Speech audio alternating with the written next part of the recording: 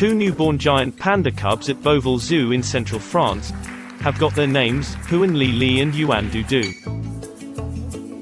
Chinese Olympic gold medalist Zhang Jieqi and French football star Kylian Mbappé revealed the names on Thursday. More than 120,000 French netizens have cast their votes to choose the names for the twin cubs. Zoo officials said the names represent the friendship between France and China, as well as the wish for good health for the cubs.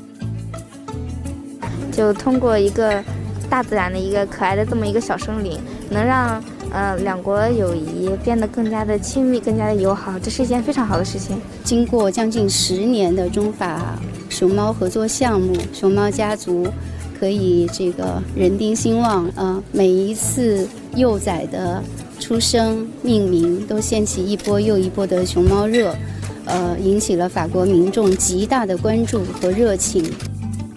The twin cubs were born to mother Huan Huan and father Yuan Zai in August.